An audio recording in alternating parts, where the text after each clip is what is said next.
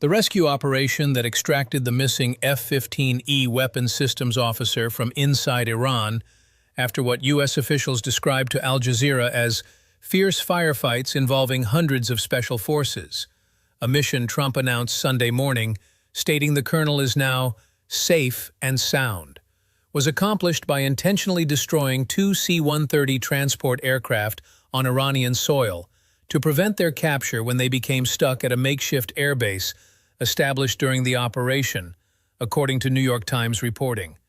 That operational detail, U.S. forces deliberately blowing up their own aircraft inside Iranian territory during a combat rescue less than 24 hours before Trump's third self-imposed deadline expires Monday at 8 p.m. Eastern Time, describes American forces conducting sustained ground operations inside Iran, while Trump threatens to unleash all hell if Tehran does not reopen the Strait of Hormuz by tomorrow evening. And now we're going to examine what the final 24 hours before the April 6 deadline have produced, what the successful rescue operation combined with deliberate destruction of American aircraft on Iranian soil reveals about operational tempo and risk, what Iran's response, claiming to have shot down two C-130s and two Black Hawk helicopters, tells us about the firefight that occurred, what the accumulating aircraft losses describe about air defense effectiveness, and what happens tomorrow evening when the clock reaches zero on the third deadline that Trump has set after postponing the previous two. Before we begin, a quick disclaimer. This analysis is for informational and educational purposes only and is not financial, legal, or investment advice. I'm examining publicly available information from multiple sources, and events are developing hour by hour as we approach the most critical decision point since this conflict began. Please do your own research and consult professionals before making decisions based on anything discussed here. If you're finding value in this analysis, hit subscribe and turn on notifications. The operational cost of the rescue mission extends beyond the C-130s deliberately destroyed.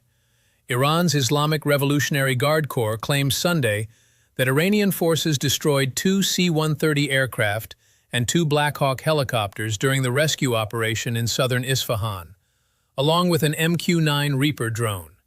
The IRGC also claimed to have shot down a U.S. fighter jet Saturday that was searching for the missing officer. U.S. officials have not confirmed these additional losses, but the pattern of claims combined with the confirmed deliberate destruction of two C-130s describes an operation that required significant air assets and sustained presence inside hostile territory, producing losses whether through combat action or operational necessity that accumulate in ways public accounting has not yet fully captured. The total American aircraft losses in this conflict now include, based on confirmed reporting, the F-15E shot down Friday whose crew was rescued, an A-10 shot down in a separate incident, 3 F-15s downed by Kuwaiti air defenses in a friendly fire incident over Kuwait on March 2nd, with all 6 crew members ejecting safely, 6 aircrew killed when their KC-135 tanker crashed in Iraq March 12th, in what military stated was not hostile or friendly fire, but an incident with another aircraft.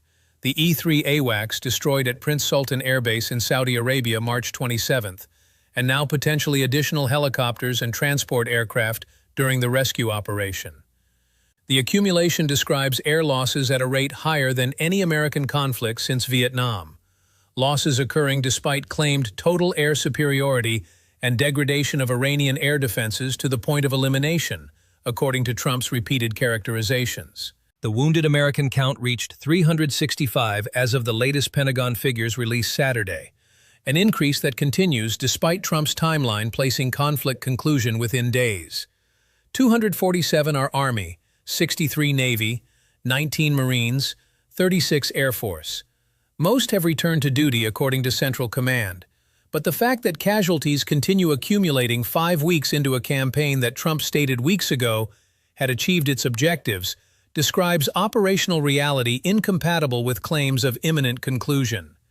The death toll of 13 American service members has remained stable, but the rescue operation involving heavy firefights with no U.S. casualties according to official accounts suggests either exceptional operational success or incomplete accounting of costs sustained during that mission. Iran's Central Military Command Saturday dismissed Trump's 48-hour ultimatum as a helpless, nervous, unbalanced, and stupid action, according to statements reported by multiple outlets.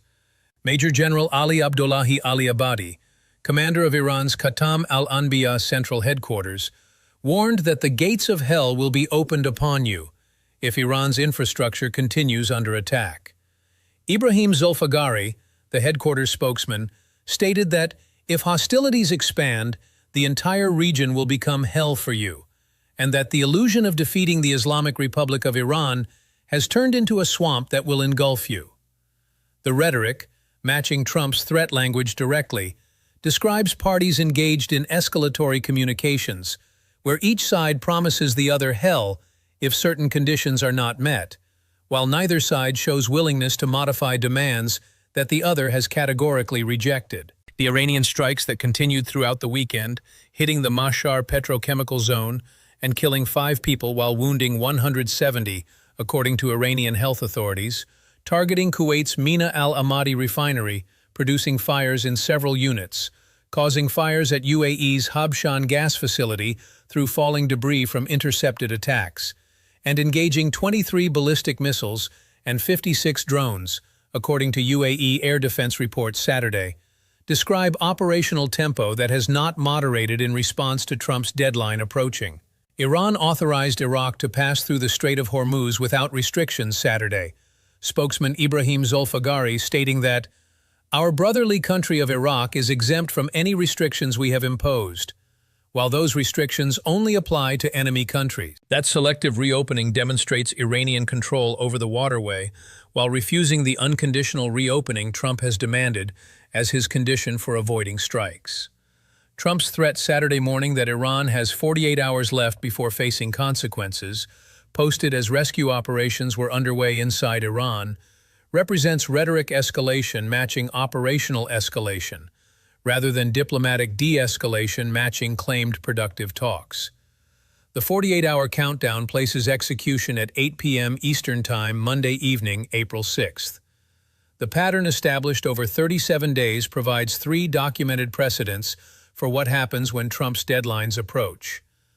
March 22nd, he issued a 48-hour ultimatum.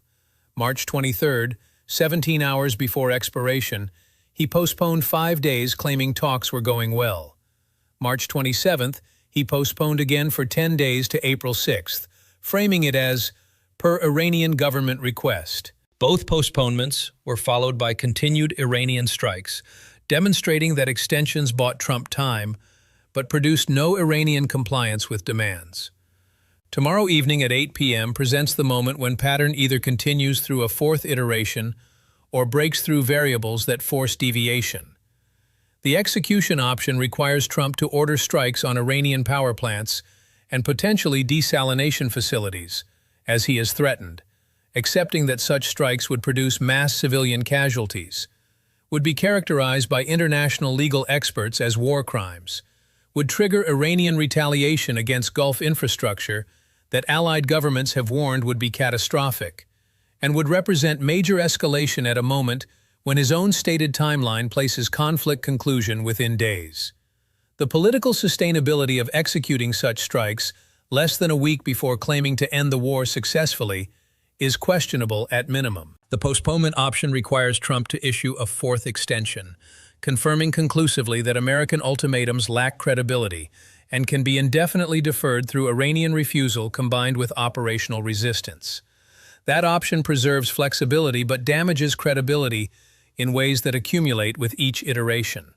The first postponement could be characterized as diplomatic flexibility. The second raised questions about leverage.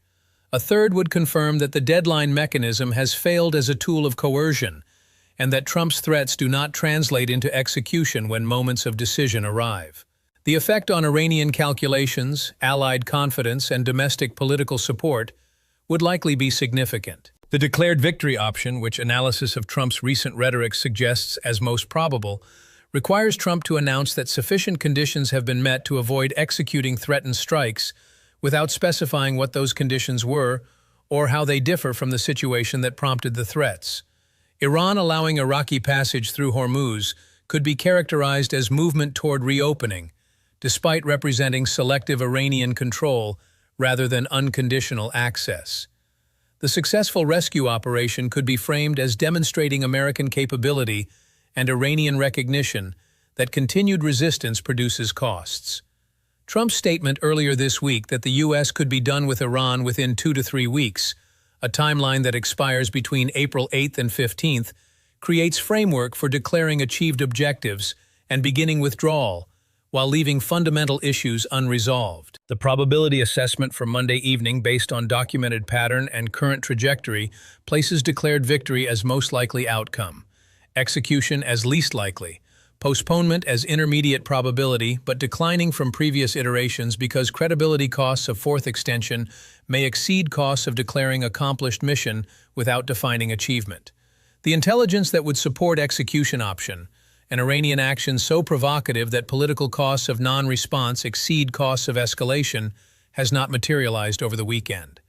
The rescue operation's success, while demonstrating capability, does not provide the kind of mass casualty event or strategic defeat that would force Trump's hand toward executing previously threatened strikes. The weekend that passed produced the test that Day 28's analysis predicted: whether Iranian operational tempo would moderate in response to approaching deadline or continue escalating. The evidence is conclusive. Iran launched sustained attacks across multiple theaters, struck major Gulf energy infrastructure, continued ballistic missile and drone operations against Israeli cities and American bases, and responded to Trump's ultimatum with dismissive rhetoric promising hell in return. The pattern established over 5 weeks holds. Postponements do not produce Iranian compliance, ultimatums do not generate leverage, and threats without execution erode credibility rather than compelling behavioral change. The economic picture as the deadline approaches has continued deteriorating rather than stabilizing. Brent crude remains above $100 per barrel. U.S. gasoline averaged $4 per gallon Saturday. Federal Reserve Bank of Chicago President Austin Goolsbee stated publicly that the Iran war risks fueling inflation, making it harder for the Fed to ease interest rates in 2026, and that his earlier confidence about rate cuts this year has waned as the war drives up oil and fuel prices. The accumulating economic costs, the political pressure from congressional oversight anticipated this month, the Allied frustration expressed through the 40-nation meeting Britain convened Thursday, where neither the U.S. nor Israel participated, and the operational costs, including aircraft losses and wounded service members, collectively create pressure for some form of conclusion, even if that conclusion leaves objectives unachieved. Lebanese casualties continue accelerating, with 23 killed Friday in Israeli attacks, as Defense Minister Katz stated that approximately 600,000 residents displaced from southern Lebanon will not be allowed to return until security is guaranteed for Israel's northern residents, without elaborating on determination criteria. Throughout Lebanon, more than 1 million people have been displaced, according to government figures. Iran's Revolutionary Guard named 18 U.S. tech and defense companies Saturday as targets for further assassination attempts, including Palantir, Meta, Google, and Microsoft, representing expansion of targeting from military to explicitly civilian corporate infrastructure.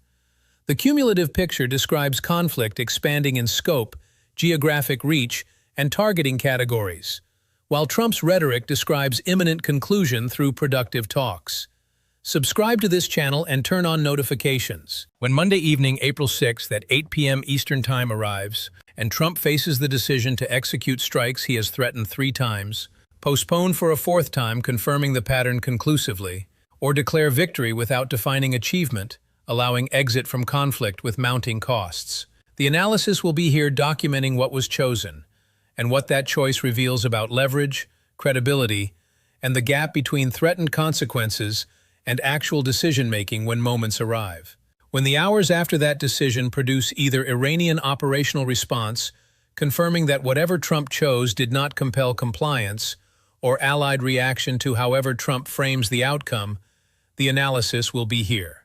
When the 2 to 3 week timeline Trump stated reaches its conclusion between April 8th and 15th, and operational reality either confirms or contradicts claims of ending this war successfully, the analysis will be here. This channel documents what officials threaten, what operations actually execute, what aircraft losses and casualty counts reveal about costs sustained versus objectives achieved, and what 37 days of documented pattern tells us about what happens when deadline clocks reach zero on threats that have been postponed twice already. Leave one question in the comments. With 24 hours remaining until Trump's third deadline, with 2 C-130s deliberately destroyed on Iranian soil during a rescue operation Trump framed as success, with Iran dismissing his ultimatum as helpless and nervous while launching sustained attacks across the region, which outcome appears most probable Monday evening? Execution he has deferred twice, postponement that confirms the mechanism has failed, or declared victory that defines achievement after the fact? Every response gets read.